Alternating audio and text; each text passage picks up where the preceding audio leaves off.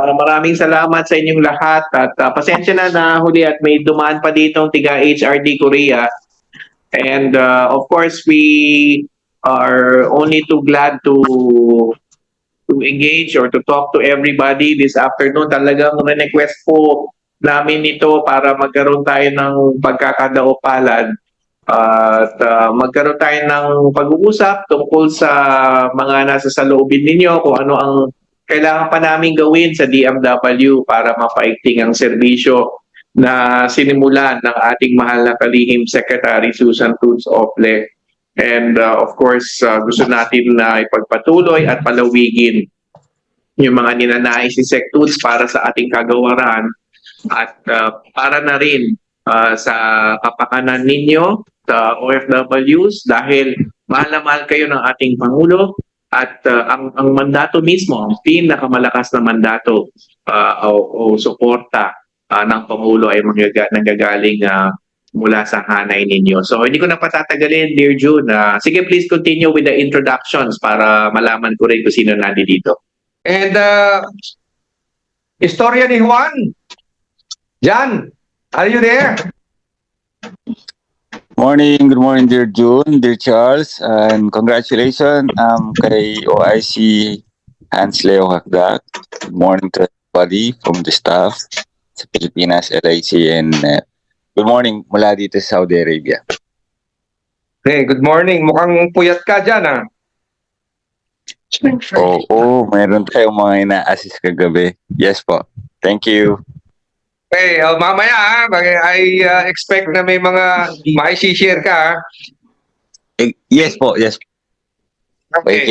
So, all right. Thank you, John. Let me give the floor to our facilitator, Director Charles Tabo of the Management Information and Technology Service, para po doon sa update ng ating OFW Pass, para mamaya magbibigay naman po ako ng pagkakataon na i-facilitate yung mga tanong ninyo or suggestions or yung mga challenges ninyo. Director Charles.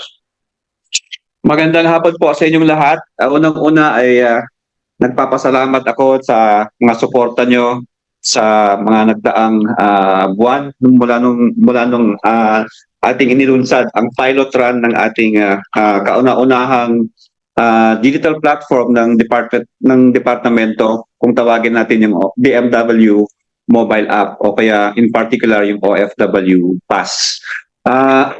Dahil ito ay pilot run, so ang pinaka-objective ng pilot run na ito at aming nilimitahan lang sa 10 country ay upang malaman natin kung ano pa ang kailangang dapat gawin sa ating mobile app para ito ay ating i-implement or ilagay at i-considera sa design ng ating mobile app. Ang pinaka-objective po ng mobile app na ito ay just to digitize the paper version of the OEC. At ito ay isang, just to reiterate, alam nyo na-discuss namin noon na ang mobile app, yung OFW Pass natin ngayon, ay ito lang ay isang parte ng kabuoang digitalization projects ng departamento. Sa ngayon, bibigyan ko kayo ng mga estimates. Ang total na may green or nag-download na ay mahigit 20,000 na po. Yun yung green na. Pero marami naman nag-download, mahigit 200,000 na nag-download. Pero yung mga successful na nag-download na naging green or okay sila sa mga proseso ay mahigit 20,000 na po. At hindi lang po yan, doon sa 10 countries na ating inilunsad ang OFW Pass ay doon sa mga proseso nila ng mga kontrata. Ay, by the way, doon sa 10 countries na noon ay hindi sila nakakapag-issue ng OEC, ay ang ating mga OFW sa mga 10 country na yon ay nakakakuha na sila ng OEC o OFW Pass bago sila umuwi ng Pilipinas. At doon sa mga nakakuha sa buwan ng August hanggang sa araw na ito, ay meron na po nakabalik na 1,225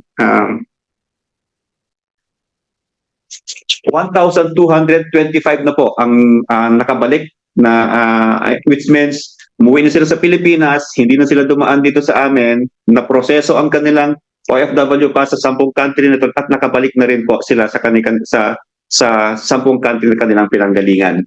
At tuloy-tuloy po na tumataas ang datos ng ating mga nakakapag-create na ng kanilang OFW pass at tuloy-tuloy po ito. May mga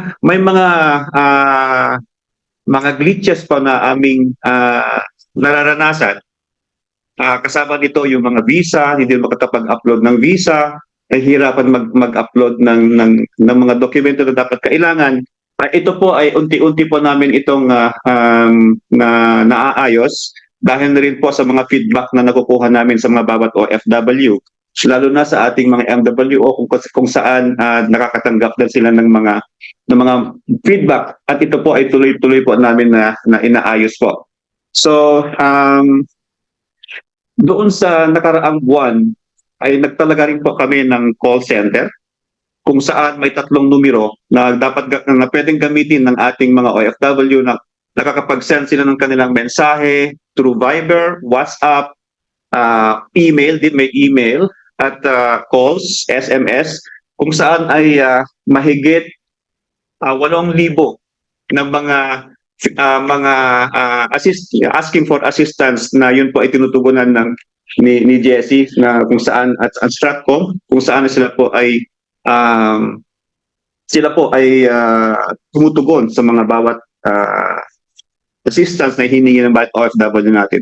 Ang contact center natin na ito ay 24/7 po. So at any given time na mag-message po kayo doon, mag-email po kayo, ay sila po nilang sinasagot ang mga prosesong ito. Ang ating OFW pass sa ngayon ay kailangan pa ng mga enhancement, kumbaga. Pati yung contract processing ng ating mga MWO ay unti-unti po natin itong naisaayos. Medyo sa datos na aming natatanggap sa kanila real-time sa aming dashboard ay patuloy po na nagkakaroon po ng development sa mga proseso hinggil sa OFW pass. Maximum. Okay. Mamaya, as I promised everyone na magkakaroon tayo ng dialogue para palitan kung ano yung ma-share nyo, what Director Charles is sharing. But meanwhile, before we do that, I would like to give the chance to Miss Jessie. Siya po kasi yung in charge doon sa ating contact center na maaaring sila yung nagre-receive ng mga tawag ninyo dyan na nanggagaling sa iba't ibang bansa, particular doon sa 10 lugar na kung saan natin ipinilot test itong ating OFW pass. Miss Jessie, if you may, to share some of the things that you have encountered. Good afternoon po sa inyong lahat. As far as contact center is concerned, unti-unti po, hindi na ganun katulad dati nung nag-umpisa tayo na sobrang dami talaga ng complaints na hindi minsan natin kinakaya yung galit nila. Pero ngayon, ayun po, sa ngayon po, medyo kontrolado na natin, kayang-kaya na natin sagutin yung mga katanungan nila, lalo na dun sa proseso kung paano sila makakuha ng OFW pass. Pero meron pa pong isang issue na naging kasi siya, hindi lang siya OFW pass. Ang naging concern sa amin ngayon, as a contact center, general inquiry na ang mga tinatanong ng lahat. So, sa ngayon, although mas marami pa rin yung OFW pass concerns, napakaraming direct hire, napakaraming e-registration, lahat na po, nandyan na yung katanungan nila. So, as much as possible, tinitrain din natin yung mga staff na matugunan yung mga katanungan nila nang hindi na nakakarating sa opisina nung mahirap kasi kumonekta sa iba nating numbers, lalo na yung mga direct hire na applicants. nagko-complain. Napakarami din po talaga nila na hindi sumasagot ng telepono dito sa ating central office. So kami yung nakakatanggap ng mga complaints noon. Sana isang araw matugunan din natin yung ganong mga problema ng pagtawag. So, so far po, marami na po tayong nai-cater, na-serve na mga, nai-assist na mga OFW sa lumalapit sa ating contact center. Sa ngayon po, nag-start kami ng as of August, meron tayong record na 8,571 OFWs na na-assist natin through the contact center. Yun. For improvement pa. Yun lang po sa ngayon. Okay. Salamat, Miss Jessie. So, makikita po natin na expected naman na mayroon talagang magiging challenges, no? But makikita rin po ninyo na ang DMW naman ay pinaghandaan din na mayroong sasagot at mayroong mag-assist. At yan po ay ayon nga kay Miss Jessie na it needs also more improvement para maging mas epektibo yung pagresponde sa inyo at yung dami ng mga tao na po pwedeng magsilbi sa inyo kasi sa ngayon limitado rin, no? How many do you have? 18 po, Okay. 24/7. You see 18 people working 24/7. So yan po yung grupo ni Miss Jessie sa ating contact center. And I think the DMW under the leadership of OIC Secretary Hans Kakdak is also looking at ways on how we can improve the numbers from 18, possibly if we can double it para mas marami po yung nagsisilbi sa inyo at mas marami yung sumasagot sa inyo nang hindi naghihintay sa linya. Is there anyone who is wanting to speak na pwede po nating bigyan ng time para magsalita? Meron po ba? It is true na meron pa kaming mga dapat ayusin pa, especially nung nakipag-usap kami na past week, yung sa contract. Sometimes they have a problem on the contract even after the verification ay still on red. But there are some things that we might need to do from the OFW side. Kapag yung nag-contract siya, nag-verify ng contract, you have to wait a little bit to refresh yung mobile app until mag-green siya. Kasi meron kaming napansin namin yan, and it should not be there, that there's a slight delay for the apps to recognize yung contract o yung katatapos lang. Although the ultimate aim is at the time na nag-submit sila ng contract, immediately it should reflect on the mobile apps, and this is going to be one of the things that we need to do on our pipeline. So we recognize that part, and also on the visa, nagkakaroon din ng problema namin sa visa for the information of everyone. Ang kasi natin sa visa ngayon is there is what we call the KYC, or know your client or know your customer. Doon sa KYC kasi there is a database of information that when you put your visa in front of the camera, aalamin niya yung there is an algorithm that it uses to ensure that the document that you are submitting is not fake or is not fraudulent. Pero binaba namin yung level of restriction niya, yung level of accuracy niya para lang magamit ng gusto ng ating mobile app. However, there are some instances that as per our OIC secretary said, if you are in front of the worker, especially nandiyan na siya sa MWO, nandiyan na siya sa harap mo, so there's no point of using the KYC kasi kaharap mo na siya, so you know that what the person you're dealing with is already in front of you, so not for the KYC. So we have a constant update na as soon as they enter their passport number in front of the worker, as soon as they enter the visa in front of the number, when they save it, it immediately goes green. But this is not the ultimate aim as of now. We're going to further enhance, but we recognize that there is some more enhancement required on the system. And thank you for the feedback, sir. I'll be calling on historian ni Juan, John Godfrey, and then later on, after him, si Mr. Efren Molina. So, standby ka, bro Efren. Second is late Danyo from Dakar, and then Efren Molina from the eastern province of Saudi Arabia. So, historian ni Juan, John. Good morning and thank you for recognizing Director June. Okay, nabanggit po ni Sir kanina from Qatar about the visa and the failed at yung iba doon ay nakuha na ng green. So, point of view from our side po as a volunteer and the rest of the Filipino na we assist through Mr. Charles Tabo and Sir June. Nagfe-fail ang mga OFW dito for two reasons. Number one, their contract. Number two, their visa.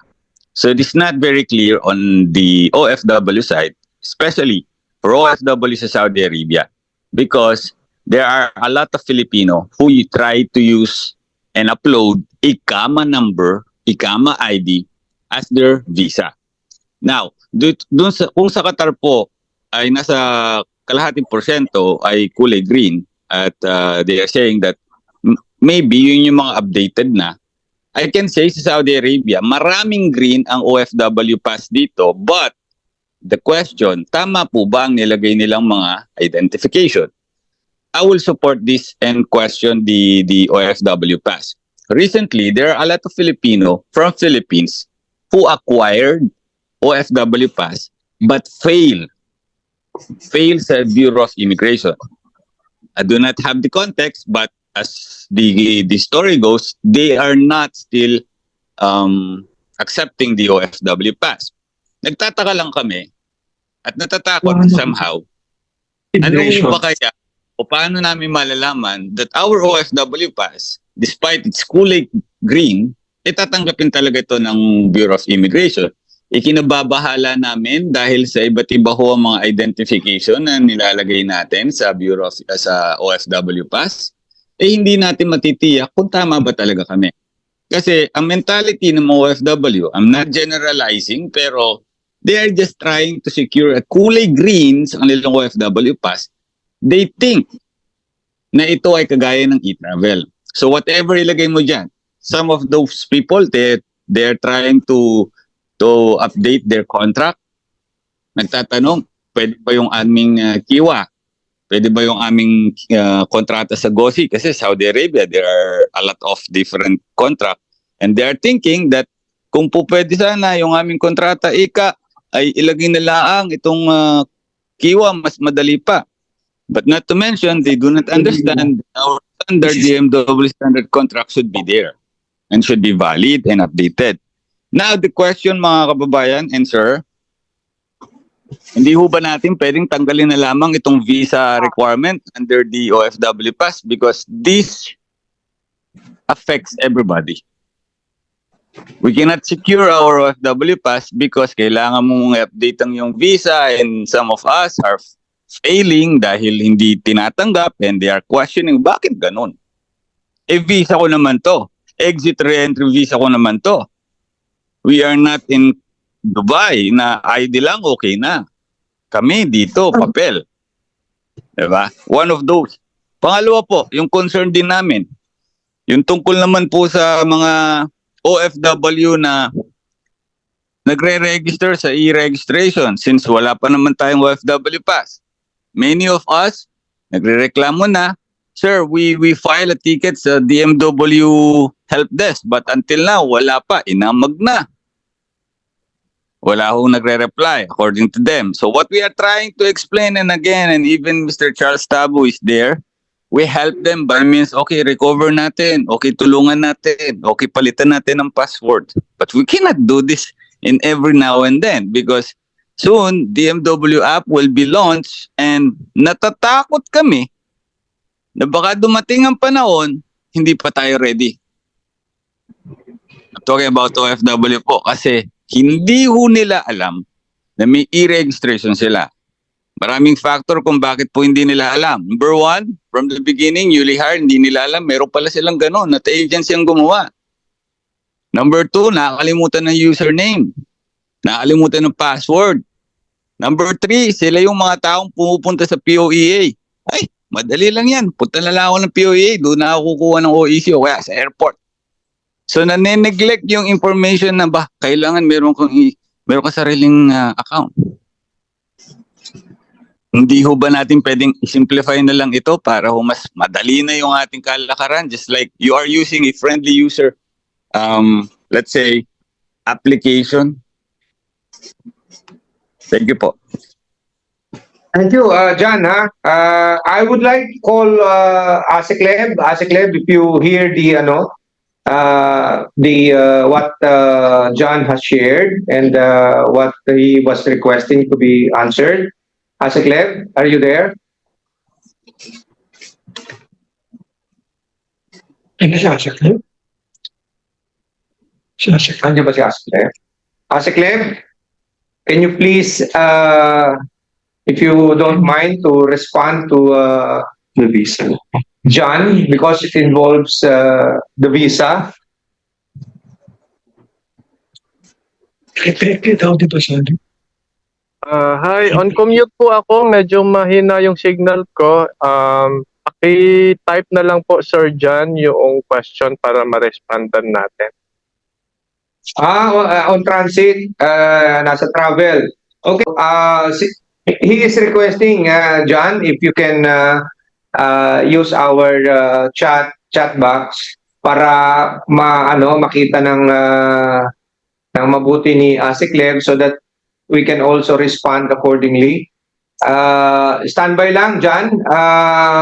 Kung meron ka pang naiisip mamaya, but certainly Asiklev will definitely respond to your query. So standby lang muna. Let me give the chance muna kay Miss Lake Danyo ng Qatar. Miss Lake? Hello, good afternoon po kay OIC Hans and Sir June and the team. Good afternoon po dyan sa Pilipinas. Ang concern ko po is I myself is OFW Pass volunteer. Pero hindi po ako successfully maka-registered. Missing po yung aking contract not found. Yung kontrata ko po mag-i-expire this year, December. And yung isa pa pong nahihirapan kami dito is agree po ako kay Sir Ed Alcantara na yung mga kasama namin dito is hindi talaga makapasok. And I agree with Sir John as well na yung visa, yung QID ko po is hindi ko po siya totally maipasok. And one more thing is ang isang concern ko po is about sa mga domestic workers na hindi po nila hawak yung passport nila, yung QID nila, and yung kontrata nila. So, paano po sila makakapag-registered sa ating OFW Pass if our domestic workers is hindi po binibigay yung mga documents na kailangan? And one more thing po is yung, halimbawa pauwi ako this month, hindi po ako successfully na registered pa sa OFW Pass. Allowed pa po ba ang OAC na ipakita namin sa immigration? And yung isa pa po is, tama po si Sir John na sana po is tanggalin natin yung visa kasi medyo alarming po yun na yun po yung second process, di po ba yung passport and then yung visa. Doon po talaga kami nahihirapan na mag-register na ipasok kasi yun po yung laging nagfi-failed sa amin. And yun nga po yung parang may isang concern po dito na pauwi din po this month. Pero ayaw pong magbigay ng yung kontrata niya kasi kinip po ng agency. Ngayon kinukuha niya, ayaw pong ibigay ng agency yung kontrata. So, tanong niya sa akin, paano ako makaka-register, ma'am? Kung ayaw pong ibigay ng agency yung kontrata ko. So, yun po yung mga concern ng mga domestic workers dito sa Qatar po. Thank you. Okay, thank you, late, no? Dear Charles, you have any response to that? Okay, thank you for your feedback, ma'am. Regarding po sa visa issue, I think this is something that we need to discuss because ang ano kasi dito,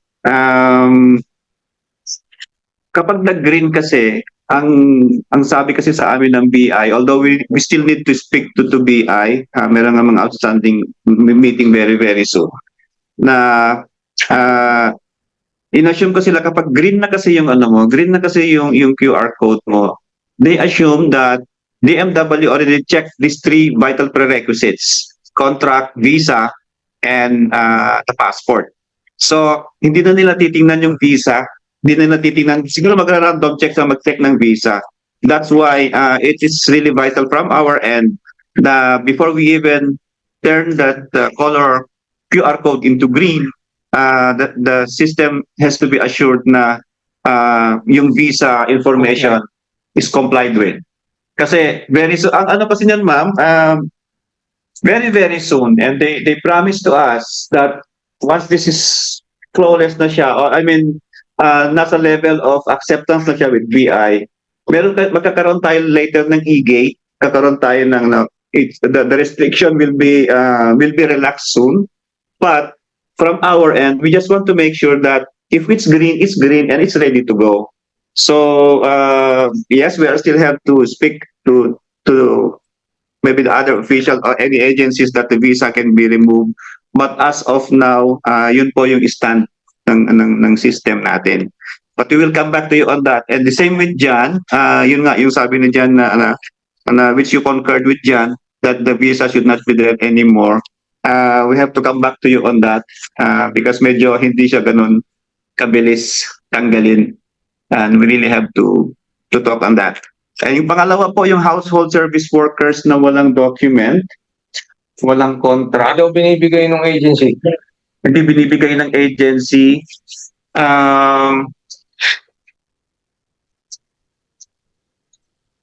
Ano ko lang silang information? Kasi Ah, ano po, kasi mostly ng mga domestic workers po dito sa Doha is ang mga passport, ang mga QID, kontrata. Pag kinuha na po sila sa agency, binibigay na po sa sponsor, which is sad to say na mismong agency pa po minsan ang nagsasabing wag nilang ibigay yung mga documents. So paano po sila makaka-register sa ating OFW pass? Sagot po si Asik.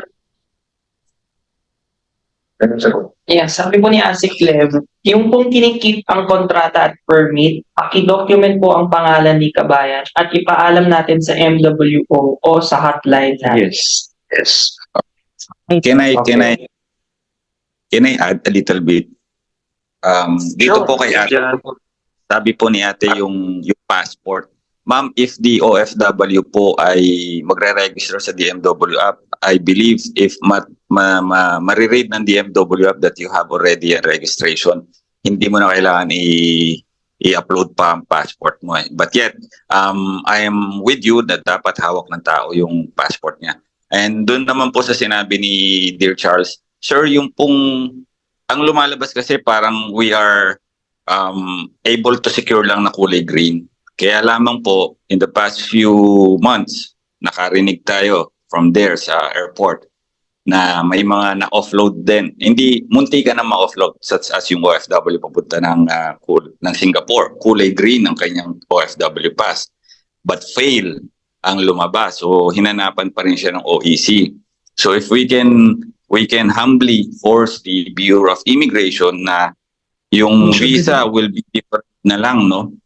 Possible. Kasi pwede namang, pwede namang ipakita through digital, screenshot, or whatever, the visa. Pero ang mas maganda po kasi sa amin, importante lang sa atin, sa DMW app, is to secure the passport as well as the contract. Kasi doon po talaga kami nahihirapan. Sa totoo lang po. Probably hindi po naintindihan pa, pero I know, Dear Charles and Dear June, you fully understand our situation because you guys came from Saudi Arabia. And alam niyo naman Saudi Arabia, pabago-bago ang sitwasyon, lalo na ngayon. Mahigpit ngayon ng immigration. So, it hassle many of us to secure the OFW pass pauwi ng Pilipinas. Kasi yun yung ang problema namin ngayon dito. Thank you po. Okay. I answer that. Thank you, thank you. I'll give the chance to Asik Mario also to say something. Siguro on the issue of yung, let's say, na green na yung kanyang OFW pass and still dun sa Bureau of Immigration, marami pa rin mga tanong. It highlights the need for us to really have this regular coordination meetings with the Bureau of Immigration. And in fact, when the OFW pass was pilot launch in Malacanang, yung commissioner po ng Bureau of Immigration, si Commissioner Tansinko mismo nagsabi na ang objective talaga natin dito is maging seamless to improve the experience of the OFW. So ito siguro yung isa sa mga bagay-bagay na kailangan din naming pag-usapan with the Bureau of Immigration para consistent tayo dun sa objective natin. Na kapag green na, yung nakalagay dun sa OFW pass na natin, pinakita yan dun sa airport, sa immigration, kailangan wag nang tanungin. Kasi sinasabi rin nga kahit ni Asek Lev pag nag-uusap kami, na katakot-takot na yung inabot nila sa atin. So pagdating sa airport, ganun pa rin. So dapat wag na. I-allow na para ma-deploy o lumalis na. Okay. Yes, So, ulit, this go might ahead, John. this might be an issue again in the future. Kasi, di ba, nagbibigay po ng travel refund, tax refund, something, yung 550. Yung Ang airport tax, airport fee. Para sa mga OFW. Ang hinahanap po doon, OEC. How possible that we can, pag nilunch na natin yung OFW pass, meron po ba kami makukuhang patunay na kami may OEC aside of the QR code? Baka mamaya po yung mga ground staff ng mga airline doon, hanapan yung OEC. Tapos hindi i-accept yung QR code. Di ligwak na naman yung 550 ng mga OFW. Alam niyo naman po, mabigat-bigat din yan, malaking bagay. Is there any chance po na ma-inform din yung mga airline crew na we are launching the OFW pass and you have to accept the OFW QR code in order na maibalik yung refund nila sa terminal fee? Okay. With that, John, definitely DMW is having that in mind. Lahat ng mga exemptions na the OFW can avail, definitely the intent of the DMW is to have those availments, to those perks, as we can say, no? Maliit na perks yan, pero nakikita namin yung where you're coming from. Siyempre, refund yan. Dati-dati, sa refund, kailangan magkita ka ng OEC para ibigay sa'yo yung 550 na refund. But in the case of OFW Pass, definitely the QR code that is going to be generated should be readable doon sa mga desks wherein usually sila ang nagre-refund ng terminal fee, no? So the same thing yung sa TIESA, no? Yung travel tax, which is also exemption from paying if you are an OFW. So ang intent ng DMW rito is to make it as a seamless one, na kung saan hindi lamang yung pagdaan sa Bureau of Immigration but even up to the extent of availment noong mga exemptions na pinakikinabangan na dati ng OFW through the OEC. So yung interface lang, kaya nga yung binanggit ni Asek Mario at si Asek Lev din, they are the ones who is constantly negotiating, coordinating with the other line agencies, particularly the Bureau of Immigration. But not just the Bureau of Immigration, but even the airlines and also the Department of Tourism, which is ang TIESA under sa kanila. So, makakaasa kayo na kung ano man yung availment na nagagawa dahil dun sa OEC, definitely, we wanted OFW Pass to be seamless and at the same time, maging mas mabilis yung availment dahil QR code na lang instead of the OEC. Okay, Jan? Thank you very much. Pwede po bang ano?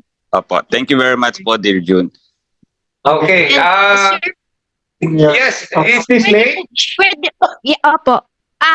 Sige, late. Go ahead. Suggestion lang po, pagdating po sa visa, kasi I believe na lahat naman po ng mga host country natin, like dito sa Qatar, kasi yung visa namin, baka pwede pong wag nang picture yung ilagay, yung number na lang po, kasi di po ba yung yung QID namin dito is may number po kami, which is yung QID number namin, kapag nilagay po namin doon, nandun na po yung profession, yung pangalan ng sponsor namin. Baka pwede pong instead of picture na i-upload sa OFW Pass, baka pwedeng i-suggest na lang po na yung mga QID number or Emirates ID number or kaya Hong Kong ID number na lang po yung ilagay doon para hindi po conflict sa mga OFW natin kung possible po. Yes, exactly. Tsaka ano naman po kasi to mga kababayan, sir. Babalik siya for vacation, definitely may visa siya. So babalik siya sa abroad, definitely may visa siya. So sana po ay magawa ng paraan kasi pag naayos to, wala na rin kaming problema. Yun lang naman po kasi to eh. Hirap na hirap yung mga non-techie OFW. For us, we understand. Even me, nakakulay red pa rin yung aking OFW pass. Okay lang kasi hindi pa naman ako uwi sa Pilipinas. Pero natatakot ako na baka pagdating ng panahon, ako na tumutulong, ako rin pala magkakaproblema sa OFW pass ko. Unlike before na nilaunch natin yung DMW app, you can update your contract in there. There is no question about the visa and it's easy. We wanted like that kind of feature lang din, gaya ng OEC exemption, sir. Okay. We hear you loud and clear, Jan. Kasi inyo nilate, no? With regards to the possibility of having the visa number rather than the QID. I'm sure Director Charles will be looking on it, but we are not promising you anything. But certainly the reason why we would like to hear you is yung mga suggestions na ganyan at ano yung posibilidad kung pwede ba or hindi. But rest assured na kung po pwede yan to make your lives easier, that's the intent of DMW. Hindi natin interest na mahirapan kayo, but ang isang challenge lang kasi is yung to make sure that it's doable at acceptable doon sa mga ilang line agencies like VI na dadaanan ninyo. Gusto naming i-pave yung way na kung saan pagdating nyo doon, talagang wala kayong magiging problema. And even in the host country, when you enter the immigration office, wala kayong magiging problema. So, mga kasama, ganito, no? We know that there are challenges. We know that there are some complaints. But certainly, the DMW is listening to you and we will continue listening to you so that we can improve the service further. Okay? Last na lang po, sir. Sorry po. Go ahead, Jan. Sige, we need more information actually, no? So we welcome those kind of feedback. Go ahead. Thank you po. Paano naman po yung mga taong may kapangalan? Kasi recently, August 10, there is one Filipino named Muhammad as Naif. Kapangalan niya yung isang Abu Sayyaf. But I'm not sure if siya ay OFW. Pero dati siyang OFW sa Saudi Arabia. May kapangalan siyang kriminal. Okay. Na hold Europe. Through this OFW pass, yung may mga kapangalan, kasi madalas ganyan yung problema, no? Bumabalik sila sa DMW app. Malilesen po ba na yung problema ng mga OFW may kapangalan and then they have to go to DMW para lang patunayan na hindi po ako yan, ako po ito, may kapangalan lang ako. Is there any possibility na malilesen na to pumunta-punta pa sila? John, yes, we are already on a discussion with that one. It's not only the middle name that we're going to include on the checking, it's also the birth date. So very soon malilesen po yan, John. And I agree, that's already one of the pipeline that we are addressing. We're going to include the middle name and the birth date po. Thank you With very that, much po. it should not happen anymore. Yes. Okay. Thank you, sir. So, at least nakaisa na tayo, Jan. Granted yung Okay. Thank you. Alright. Thank you also, Jan. Thank you. Ms. Lake, thank you also. Now, Dear June, anong mamumungkahin ni Sir Efren? Uli, di ko nakuha. Ang mungkahi kanina, OIC Hans, is since meron pa talagang mga issues to be polished for the OFW pass, at ang mga OFW is nasanay sila rin sa OEC, kung po pwede na instead of a shorter period, habaan pa ng kaunti para hindi sila, kung siguro nag-aalala sila na baka mamaya dahil nagbigay tayo ng deadline dun sa validity ng OEC at ano na eh. So, ito po siguro OIC Hans ang hinihintay nilang kasagutan sa inyo. Sure. Okay po yun. We will heavily consider that. I think napag-usapan namin sa meeting yan kahapon. Supposedly, the 60-day period ends on Yes. September 29. So, we should have no problem thinking about either an extended period or finding ways in which we will make it convenient or not burdensome to our OFWs. Rest assured, ano man ang magiging decision doon sa period will not be burdensome to you. So, abangan na lang po kung ano yung mapapag-usapan namin tungkol dito. Okay. Thank you, OIC Hans. So, assurance ni OIC Hans na Sa PI. ano man ang mapag-uusapan, ano man ang magiging direktiba, he will make sure as the OIC Secretary na hindi magiging burdensome sa kahit isa sa inyo. Okay? And I think that is a very good assurance to each and every OFW who are leaving or even coming here for vacation. Sagutin na muna natin in the meantime. Sige. So gaya ng sinabi ko rin kanina, we are in regular talks with the Bureau of Immigrations. Marahil nasabihan na may coordination na mismo yung Commissioner Tansingco, Bureau of Immigrations, pero kailangan pa yung i-enhance. So sa ating pag-uusap in the next meetings that we will be having, we will raise this issue that there were situations where meron na tayong green na OFW pa, so dapat yan, pinapaalis na nila yung OFW. And yet, nagkakaroon tayo ng complaints na na-receive from our kababayans na pinapahirapan pa rin dun sa airport. So I'm sure kapag release natin to kay Commissioner Tansingco or kung sa mga nakakamiting natin sa Bureau of Immigration, ito yung sa mga bagay na dapat gawan ng solusyon. So of course, that's a very important point that you've raised, and we will raise this with them. So I think clearly dahil doon sa mga feedback na ipinararating nyo ngayon and even yung mga tumatawag sa sa contact center, this is one way of how we can respond to you except on telephone.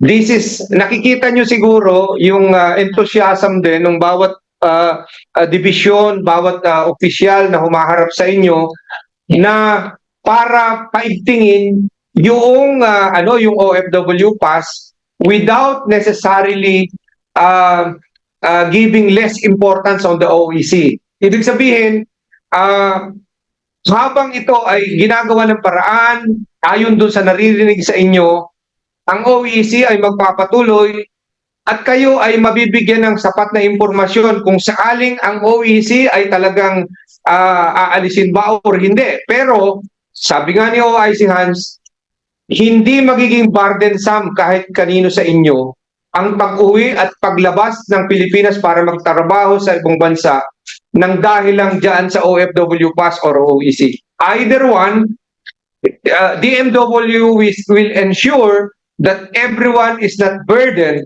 simply because we are doing something to improve the system. Okay po? So, ang hinahanap namin sa inyo, continue communicating with us, sending us all the challenges that you are facing so that the team can attend to you, can attend to the problems being encountered, and in the long run, siguro makikita ninyo na mape-perfect din natin siguro yan. This is birth pains, certainly, no? Dahil ito'y bago, so we are expecting na talagang merong mga ganitong occurrences every time na merong uusap, no? But meanwhile, what we are asking is doon sa mga volunteers, doon sa mga paunlak na maging volunteer, sana po magpatuloy kayo ng pagtuturo doon sa mga nanghihingi ng alaman, particularly John, historian ni Juan, we are seeing, we are noticing kung ano yung ginagawa mo sa yung blog, yung pagsagot doon sa mga katanungan, sa pagtuturo sa kanila. That is really very, very important because I know you have a lot of followers. Ito po ay magandang compliment doon po sa content center na pinamumunuan po ni Miss Jessie. Kumbaga parang kayo yung extension noong mga pagsagot sa kanila na instead na sa kanila pumupunta, nasasala na ninyo dyan. So these are the things that we need to improve. At sana magpatuloy kayo ng pag-alalay, pagsuporta under sa pamumuno ni OIC Secretary Hans Leo Kakdak. So sa mga kasama namin dyan sa overseas, isa lang ang naririnig ninyo ngayon. Makikita ninyo kung paano ang pagpupunyagi ng bawat isa. Katulad din ninyo, gusto nyo ng solusyon, we also like solutions here. We don't want any OFWs to be burdened. Sek, meron ka bang gustong sabihin? Ano yung sinasabi mo kanina, Dear June? Sorry, naudlot lang. May minamadali kasi kaming memo.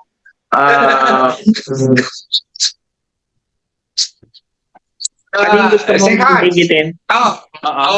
Kanina, I know you are multitasking pero hindi ka bumibitaw dito sa ating discussion because I know you're on top of it.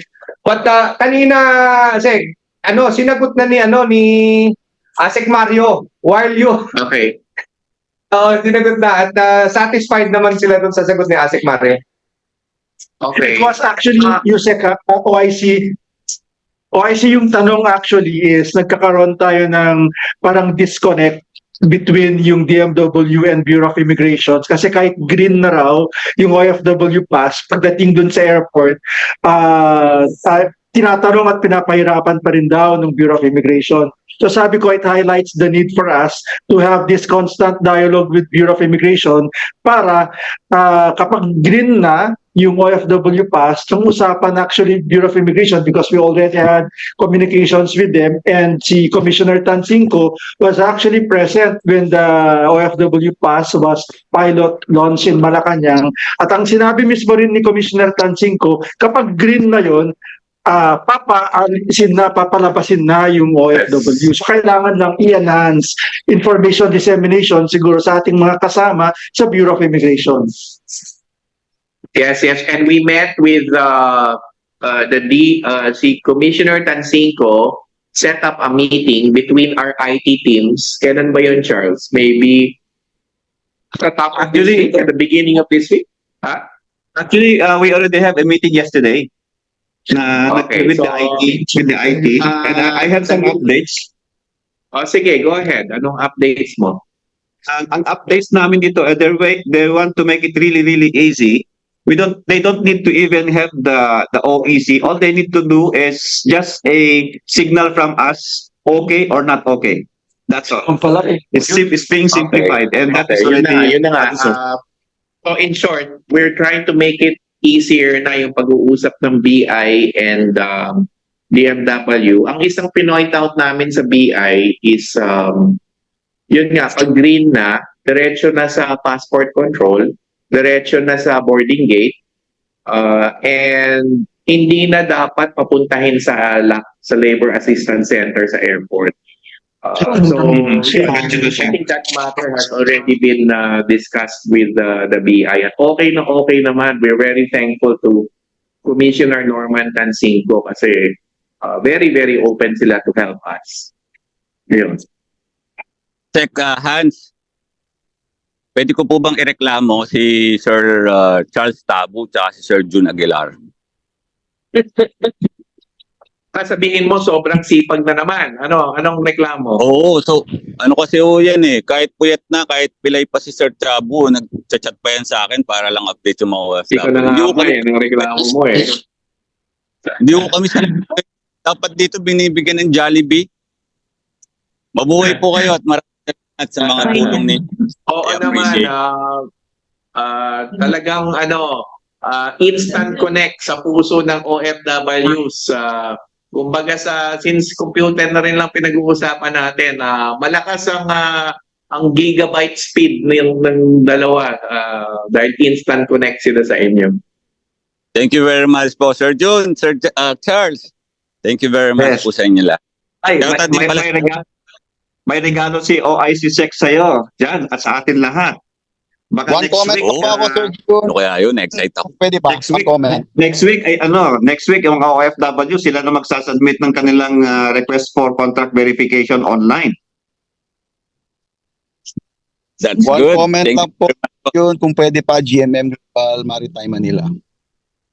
Sandali lang, bro. Sandali lang. Tapos na ba tayo?